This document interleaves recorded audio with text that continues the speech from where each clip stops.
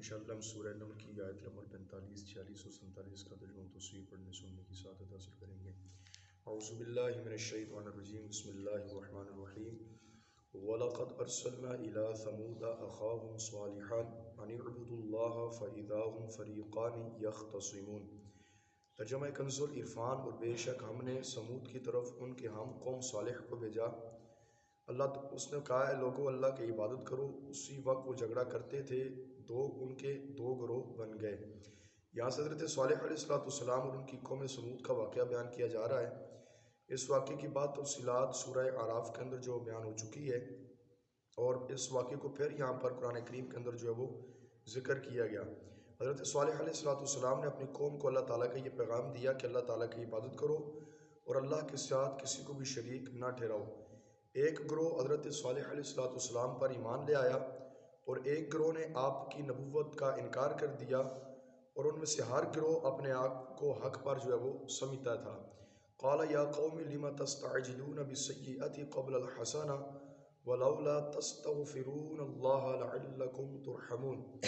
صالح نے فرمایا اے میری قوم، بھلائی سے پہلے برائی کی جلدی کیوں کرتے ہو؟ تم اللہ سے بخشش کیوں نہیں مانگتے؟ ہو سکتا ہے کہ تم پر رحم کیا جائے۔ جب کافر گروہ یعنی ایک دوسری گروہ نے کہا کہ اے صالح، اگر تم اللہ کے رسولوں میں سے ہو تو ہمیں جس دن کے عذاب کا وعدہ دے رہے ہو اس عذاب کو لے آؤ۔ اس وقت صالح علیہ السلام نے فرمایا عافیت اور رحمت سے پہلے مصیبت اور عذاب کی جلدی کیوں کرتے ہو؟ تم عذاب نازل ہونے سے پہلے اپنے کفر سے توبہ کر کے اللہ تعالیٰ کی بخشش کیوں نہیں مانگتے؟ ہو سکتا ہے کہ تم پر رحم کیا جائے اور تمہیں دنیا کے اندر بھی عذاب نہ دیا جائے۔ قالوا طیرنا بک وبمن معک قال طائرکم عند اللہ بل انتم قوم تفتنون۔ انہوں نے کہا ہم نے تو تم سے اور تمہارے ساتھیوں سے بدشگون لیا۔ صالح نے فرمایا تمہاری بدشگونی اللہ کے پاس ہے، بلکہ تم ایک ایسی قوم ہو کہ تمہیں آزمایا جا رہا ہے۔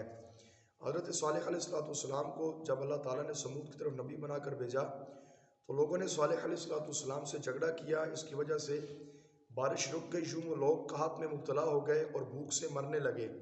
ان مصائب کو انہوں نے حضرت صالح علیہ السلام کی تشریف آوری کی طرف منسوخ کیا اور آپ کی آمد کو بدشگونی سمجھتے ہوئے کہا کہ معاذ اللہ، ہم تمہیں اور تمہارے ساتھیوں کو منحوس سمجھتے ہیں کہ نعوذ باللہ جب سے آپ آئے نہ ہم پہ کوئی بارش برسی ہے، اور اسی طرح ہم لوگ قحط کے اندر مبتلا ہو گئے۔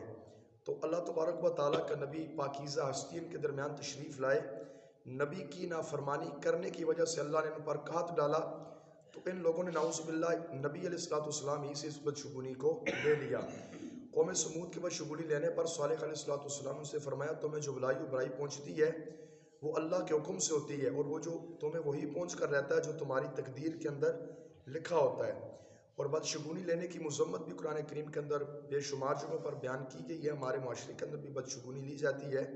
فرمایا ما اصاب من مصیبت فی الارض ولا فی انفسکم الا فی کتاب من قبل ان نبرأها ان ذلک علی اللہ یسیر۔ اور فرمایا زمین اور تمہاری جانوں میں جو مصیبت تمہیں پہنچتی ہے وہ ہمارے پیدا کرنے سے پہلے ایک کتاب میں لکھی ہوئی ہے، بے شک یہ اللہ پر آسان ہے۔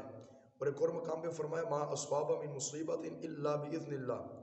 فرمایا انسان کو ہرگز کوئی مصیبت نہیں پہنچتی مگر اللہ تبارک و تعالیٰ کے حکم سے۔ تو ان آیات بینات سے یہ پتہ چلا کہ بدشگونی لینا یہ جو ہے ہماری شریعت کے اندر حرام ہے۔ جس طرح بعض لوگ صبح صبح بلی کو دیکھ لیتے ہیں تو کہتے ہیں کالی بلی دیکھی ہے تو دن صحیح نہیں گزرے گا۔ اس طرح نعوذ باللہ صبح صبح کسی مسلمان کو دیکھ لیا تو کہتے ہیں آج تیری منحوس شکل دیکھی ہے تو دن اچھا نہیں گزرے گا۔ تو اسلام کے اندر ایسی بدشگونی لینا یہ حرام ہے، نبی پاک اور قرآن کریم نے ہمیں منع کیا ہے۔ اور جب ایسا ہو تو کسی چیز سے بدشگونی لینا اور اپنے اوپر آنے والی مصیبت کو اس نوسط جاننا یہ درست نہیں ہے، اور کسی مسلمان کو یہ بات زیب نہیں دیتی کہ وہ کسی چیز سے بدشگونی لے، کیونکہ بدشگونی لینا یہ مشرکین کا کام ہے۔